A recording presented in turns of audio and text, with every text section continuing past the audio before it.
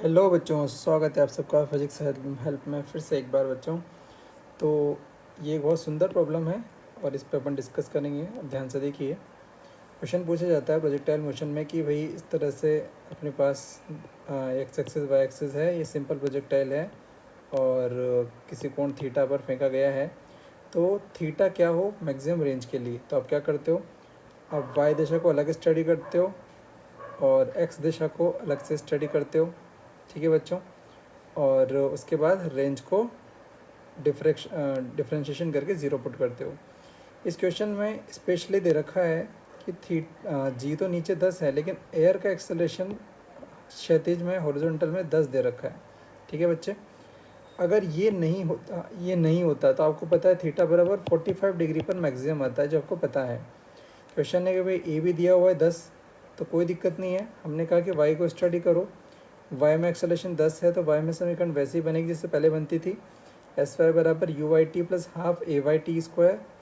Y में displacement 0 है तो 0 पुट किया, तो इसको सॉल्व करने पर टाइम पीरियड आ गया total 2u sine theta upon g. ये टाइम ऑफ फ्लाइट आ गया, टोटल उड्डयन काल टाइम ऑफ फ्लाइट।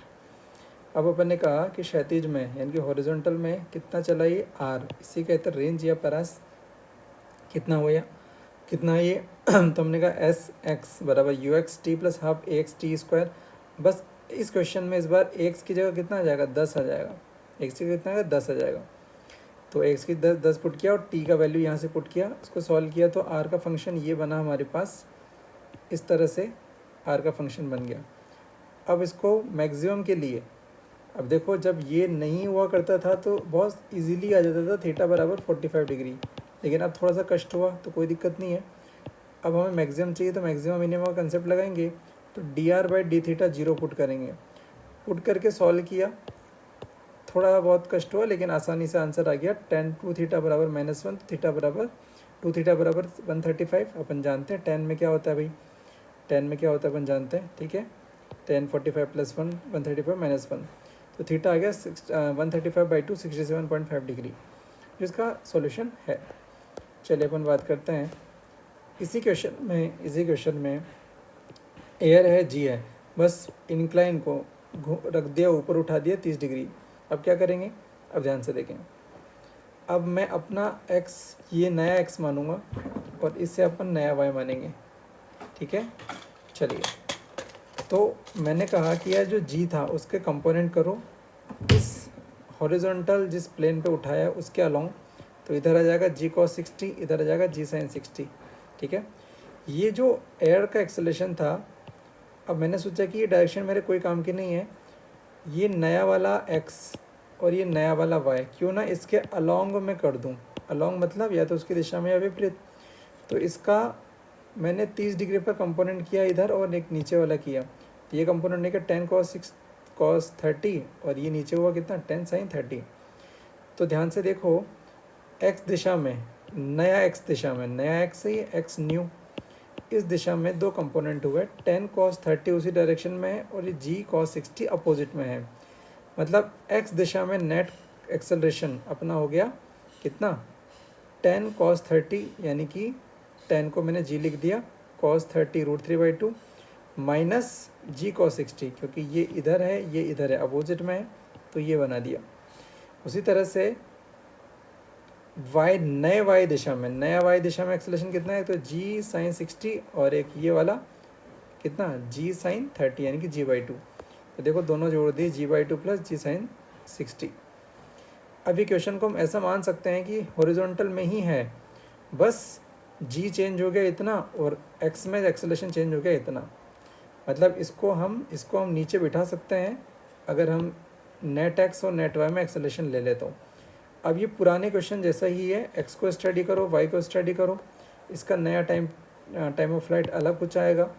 इसको एस एक्स बराबर you x T plus half A T square में पुट करेंगे तो टाइम का वैल्यू पुट करने से ये बहुत गंदा एक्सप्रेशन बनेगा। इसको सॉल्व करेंगे बहुत कष्ट से। इसके बाद D R by D theta 0 put करेंगे, बहुत गंदी मैथ्स लगाएंगे और जीवन में कहीं ना कहीं जाके हमारे पास आंसर मिलेगा 10 2 थीटा बराबर इतना। फिर हम थोड़ा और सॉल्व करके पहुँचेंगे 10 2 थीटा बराबर -2 - √3। इसके बाद हम कहेंगे कैलकुलेटर से भैया आप बताओ तो कैलकुलेटर क्या आएगा, 10 105 बराबर इतना होता है, तो 2 थीटा बराबर 105, तो थीटा बराबर 12.5 डिग्री। अब इतना करने लगे तो हमारे प्राण तो वैसे निकल जाएंगे। चलिए अब इनका शॉर्ट ट्रिक देखते हैं, 2 सेकंड में बिना पेन चलाए कैसे कर सकते हैं, ध्यान से देखें। यस, तो शॉर्ट ट्रिक क्या है इनका, ध्यान से देखें। पहला क्वेश्चन था हमारे पास short trick, short SY trick क्या है, ध्यान से देखें। मैंने कहा चलो अपन उसी क्वेश्चन को लेते हैं जो अपन जानते थे। इस क्वेश्चन का आंसर 45 होता है। मैं कहता हूँ कि जिस एक्सिस पर आप फेंक रहे हो, ये ग्रीन, और दूसरी वाली ये वाली हो गई। इस क्वेश्चन में जब नॉर्मल क्वेश्चन था, ये एक्सेलरेशन केवल जी नीचे ही था, तो क्या नेट एक्सेलरेशन नीचे है, और वो लाइन जहाँ पर फेंका है वो ऐसा है, तो इनके बीच में एंगल कितना है, 90, उसका आधा 2, ये आंसर होता है आपका 45 डिग्री। चलो दूसरा करते हैं कि सर इसमें एक्सेलरेशन दे, तो चलो करते हैं एक्सेलरेशन वाला क्वेश्चन। तो आपने ये तो किया, आपने नीचे जी था, आपने इधर भी 10 दे दिया, 10 का मतलब जी हुआ, 10 मतलब जी हुआ, और आपने फेंका फिर वैसे ही है।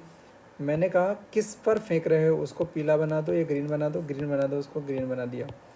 मैंने कहा जी नेट देखो आप, नेट एक्सेलरेशन, तो इधर है जी, इधर है जी, बराबर है, तो 45 डिग्री पर नेट बनेगा, 45 डिग्री पर। तो नेट की एक लाइन बनाओ, नेट की एक लाइन बनाते हैं अपन, इसको अपन थोड़ा सा शिफ्ट कर देते हैं यहाँ पर। तो अपन ने नेट एक्सेलरेशन की लाइन बनाई जो कि ऐसे गई, ठीक है।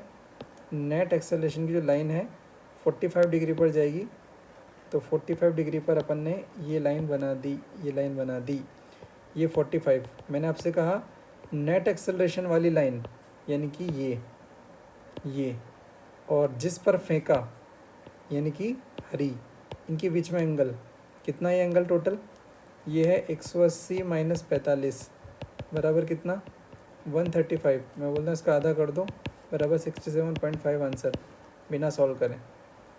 नेक्स्ट क्वेश्चन जो सबसे टफ था, उस क्वेश्चन में क्या किया, उस क्वेश्चन में हमने इसको उठा दिया था 30 डिग्री उठा दो। एक्सेलरेशन फिर वही है, इधर 10 और नीचे भी कितना 10, तो नेट एक्सेलरेशन कैसे हो गया, नेट एक्सेलरेशन हो गया इसका ये 45 डिग्री पर, इसका नेट कितना आएगा हॉरिजॉन्टल से 45 डिग्री पर। तो नेट एक्सेलरेशन की डायरेक्शन ये है जी नेट, ये नेट जी का डायरेक्शन, ठीक है। जिस एक्सिस पर फेंका उसको ग्रीन कर दो, ये इस पर फेंका, आज हमने इस पर फेंका था ऐसे करके, इसको ग्रीन कर दिया। नेट एक्सेलरेशन के अपोजिट एक लाइन खींच दो, ये अपोजिट एक लाइन खींच दी, बस इनके बीच में एंगल देख लो, ये एंगल कितना है। तो अगर हम कॉमन सेंस से देखें तो 180 माइनस 30 प्लस 45 बराबर कितना हुआ 105, बस उसको आधा कर दो, बराबर 52.5 डिग्री आंसर। क्या ये आंसर आया था हमारा 52.5 डिग्री, ख़त्म। और करें अपन, मान लो अपन को बोला है कि ये लो अनशन टाइप का ये अपन ने फेंका, ये 30 डिग्री है, यहाँ से अपन ने ऐसे फेंका है, और अपन को पूछा है किस कोण पर, थीटा कोण पर फेंका है ऊपर से, अजीब सा भयंकर डरावना, किस कोण पर रेंज मैक्सिमम होगी। तो मैंने कहा जिस एक्सिस पर फेंके उसको ग्रीन करो, ग्रीन कर दिया। नेट एक्सेलरेशन देखो, तो नेट एक्सेलरेशन नीचे है, जी ही है केवल यहाँ पे, बस उसका उल्टा कर दो, जी का उल्टा लाइन कर दो, ये जी का उल्टा लाइन कर दिया। अभी पीली लाइन और हरी लाइन, इनके बीच का कोण देखो कितना है। थोड़ा कॉमन सेंस अपन को लगाना पड़ेगा कि भाई इनके बीच में अगर ये 30 है तो ये 60 डिग्री होगा, ये 30 है तो ये एंगल 90 होगा, तो ये 60 डिग्री होगा। तो इनके बीच में कोण कितना होगा, ये 120 डिग्री, बस उसका 2 कर दो, बराबर 60 डिग्री आंसर है। 60 डिग्री पे फेंकोगे इस केस में तो रेंज मैक्सिमम आएगी। तो क्या लॉजिक है, जिस लाइन पर फेंकें उसको हरा कर दें, जी नेट देखें, जी नेट के अपोजिट में एक लाइन खींच दें, तो ये अपोजिट वाली लाइन है जो पीली बनाता हूँ मैं, उस पीली के बीच में और ये हरी के बीच में जो कोण होगा बस उसको आधा कर दो, हमेशा आंसर आएगा। तो बहुत वंडरफुल ट्रिक है ये सब कैसा भी प्रोजेक्टाइल का क्वेश्चन हो, रेंज कब मैक्सिमम होगी ये हमेशा काम करेगा। देखो इस केस में एक्सेलरेशन इधर था नेट, इसके अपोजिट में लाइन खींची यहाँ पर, तो इन दोनों के बीच में एंगल बना दिया। क्यों? क्योंकि इस पर फेंक रहा था मैं, यहाँ पर इस पर फेंक रहा था, तो नेट एक्सेलरेशन इधर था, तो उसके अपोजिट में लाइन बनाई अपन ने ये, तो अपन ने इन दोनों के बीच में एंगल देख लिया। तो ऐसी मज़ेदार चीज़ें देखने के लिए आप चैनल पे बने रहें, फिजिक्स हेल्पर, जो कि यूट्यूब पर भी है, इंस्टा पर भी है और व्हाट्सअप का लिंक भी है, तीनों आपको कहीं ना कहीं मिल जाएंगे। ठीक है, तो जुड़े रहिए, बने रहिए इस तरह की मज़ेदार ट्रिक्स सीखने के लिए। तब तक के लिए गुड बाय।